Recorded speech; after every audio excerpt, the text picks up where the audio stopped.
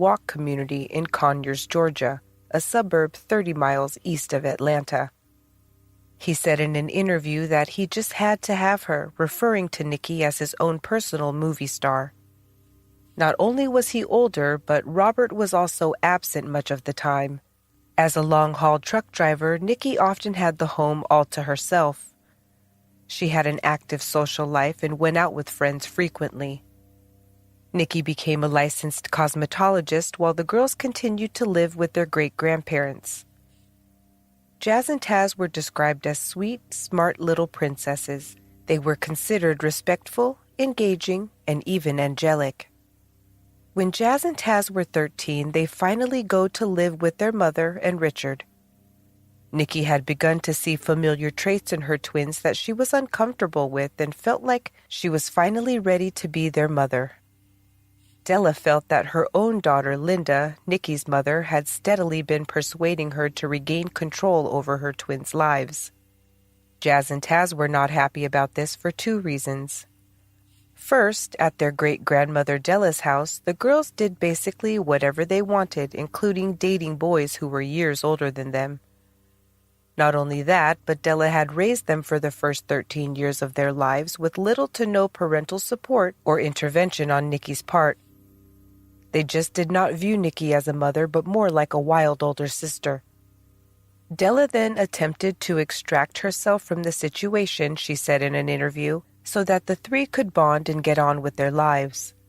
However, she said that Nikki often left the girls unsupervised or stranded and that she got calls and had to go care for them. Jazz and Taz found Nikki's reprimands to be hypocritical since she was trying to forbid them from doing precisely the things they had watched her do their entire lives. Party, stay out all night, disappear from home for days at a time, and date multiple men of varying ages. Nikki knew this and tried to convey to her girls that she wanted better for them. One evening, Nikki awoke to find one of the twins wasn't in the house. Conyers 911? Yes, ma'am. I just woke up and my daughter is gone at the house. Meaning your daughter was abducted? I don't know, ma'am. I woke up, the door was unlocked and she's gone. I have twin girls. One of them is gone. How old is your daughter? Oh, Lord, 13. Oh, Lord, it's my worst nightmare. Do you think maybe somebody came and got her, or do you I think don't know if somebody came and got her, ma'am. She don't do stuff like this. I don't know. Jazz hadn't been kidnapped or run away. She had snuck out to see her 17-year-old boyfriend. Following that incident, a turbulent period of violence in the home began, and the twins' behavior deteriorated greatly. Although they were accomplished students who often won awards at school, they were also rebellious and disrespectful with no regard for the rules or their mother. Nikki found birth control pills in the girls' bedroom, accusing them of being sexually active. When Jazz told her mother that she had been raped, Nikki did not believe her and next accused her of being promiscuous. This only fueled the volatility in the relationship between Nikki and Jazz specifically. They're staying out all night with boys, smoking pot, and shoplifting. Nikki forbade the twins from dating older boys, and on June 28, 2008, Nikki confiscated the twins' cell phones. The situation escalated to the point that Nikki phoned her co-worker from her locked bedroom, saying the twins jumped her and Jazz had hit her in the head. Nikki ultimately called 911 at her friend's insistence. What? How are they being unruly? Yes, they're being unruly because they're throwing stuff around in the house. You hear them talking, ma'am, and they're putting their hands on me. Nobody's you out lying. If they keep on hitting me, then, I might retaliate and have to put my hands on them, and it just be a big mess. So I'm just trying to prevent maybe something bigger happening. When law enforcement arrives, Nikki is visibly frightened and distraught, with scratches on her face and chest. At 14 years old, Jazz and Taz are charged with battery. The twins had been using their closeness to manipulate Nikki. They would seesaw between being her confidant and her enemy, making her unsure whom she could trust and when. Nikki had become so disillusioned with her girls' behavior that she began to feel that they were possessed by a literal demon. She reportedly spoke about wishing she could have an exorcism performed on her teens. In court for the battery charges, Nikki begged the judge for help in controlling her daughters, asking that he court order them to obey the rules. Ultimately, the judge places the twins back in the custody of their great-grandmother, Della Frazier, his attempt to stabilize the turmoil. The judge felt that separating the three could stifle the rapidly escalating situation. It takes 2 years of counseling sessions before Nikki regains custody. According to Della Frazier, the family saw about 6 different counselors over that period of time. One stated that the family thrived on chaos, and another said that keeping the kids with Della just replaced one bad situation with another. Although they protested aloud, the judge just assured them that they would be back in court in 2 weeks to see how it all went. The twins were not happy at this decision and reportedly had outbursts of protestation, screaming out that they did not want to return to their mother's care.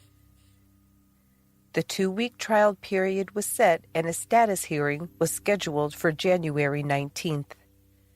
Multiple witnesses recalled that they overheard Jazz say in court that if she had to live with her mother again, she would kill her. The family was then reunited on January 6, 2010. Nikki was then attending Botter College studying fashion design.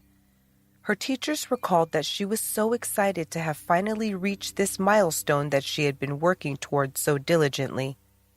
Nikki threw them a welcome home dinner that weekend, where a friend recalled having a long talk with the girls. She said the twins agreed to forget the past and attempt to have a less combative relationship with their mother.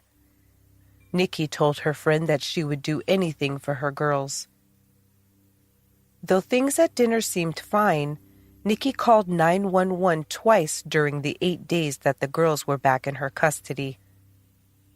Emotions finally erupted on Wednesday, January 13, 2010, just 5 days after that welcome home dinner.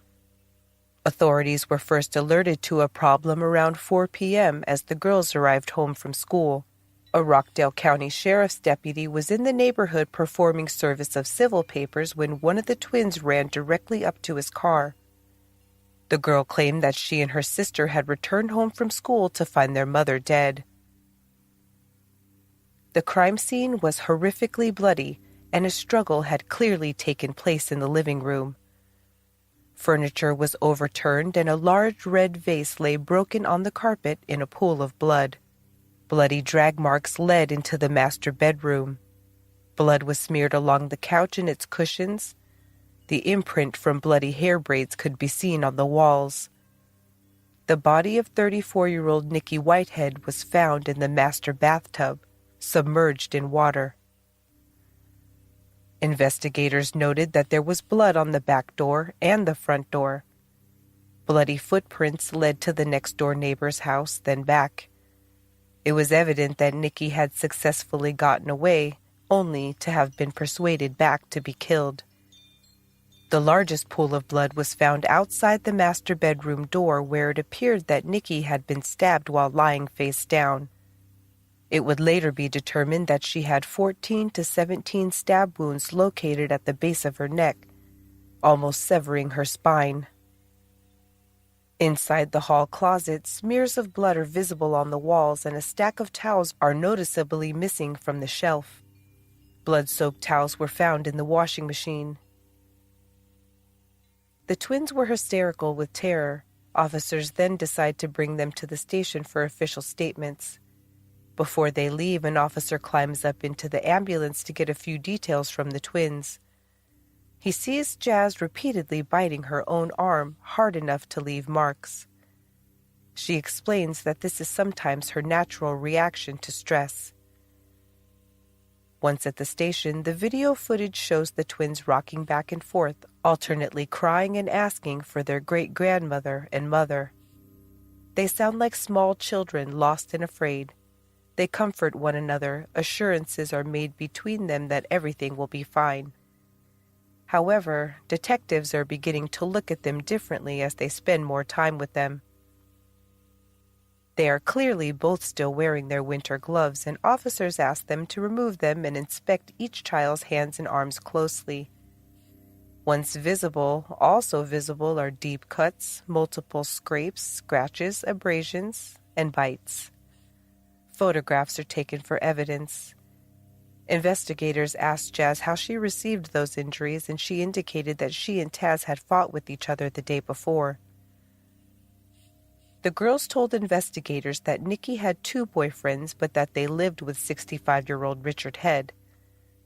Since he was 30 years older than Nikki and traveled regularly for work, the couple had an arrangement. When he was home, he expected Nikki to be there with him as a couple. But when he was on the road, he more or less let her live her life how she wanted to. The twins then mentioned a man named Joe Carter, a barber whose shop was adjacent to Nikki's workplace. The twins explained that they had heard their mother and Joe Carter fighting all night. Once phone records were examined, this was not corroborated. Both men are questioned and subsequently cleared as persons of interest. Joe Carter was noticeably upset and shaken when he was told about Nikki's murder, then subsequently passed a polygraph examination. Both men had viable alibis, and neither had any blemish on their body that would point toward participation in this violent murder. The girls are separated from one another and questioned individually. At this time, although law enforcement has their suspicions, they must let the girls go and wait to process the mounds of evidence collected. The twins are returned to the custody of Nikki's grandmother, Della Frazier, where they claim they wanted to be all along. Once there, the twins resumed seemingly normal lives, attending high school, hanging out with their friends, and even going to prom. At Nikki's funeral, it was reported that the twins showed up with their boyfriends and still did not appear to be grieving the tragic, violent, unsolved homicide of their mother. According to Nikki's brother, the twins even giggled at times, and he confronted them and was forcibly removed from the ceremony. They not once approached their mother's casket. Jasmiyah and Tasmiyah were arrested on the last day of school, May 21, 2010. Investigators were able to process quite a bit of incriminating evidence against the girls. The most noticeable clue came from the twins themselves. They had reported that they were only about 10 minutes late for school that day and that they had missed the bus and walked. Detectives retrieved security camera footage from a gas station along the route, showing that they hitchhiked with a stranger, arriving at school in time for third period around 10:15 a.m. Forensic technicians were able to successfully match the bite marks on the girls' arms to their mother's dental impressions. Law enforcement determined that when being constrained by a headlock maneuver, Nikki was able to bite her daughter's forearms hard enough to leave an impression deep enough to be seen half a day later. The coroner found another piece of evidence left by Nikki as well, a gruesome clue which helped to lead police directly to her attackers. Between Nikki's teeth was a strand of one of her twins' hair. Identical DNA kept authorities from being able to identify exactly which twin the hair came from, as well as the blood evidence collected from the shards of the vase.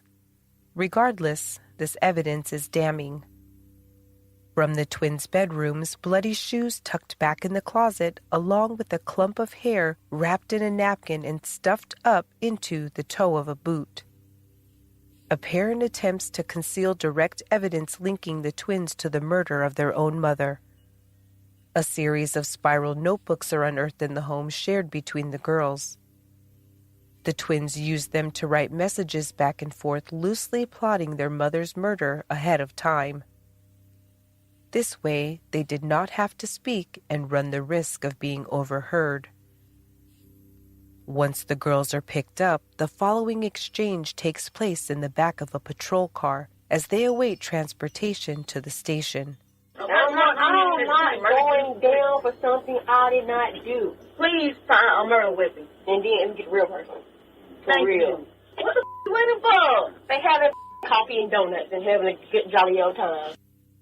In custody for over 2 years and getting ready to go to trial for malice murder and other charges, Defense attorneys approached the state, wanting to tell what they say really occurred that morning.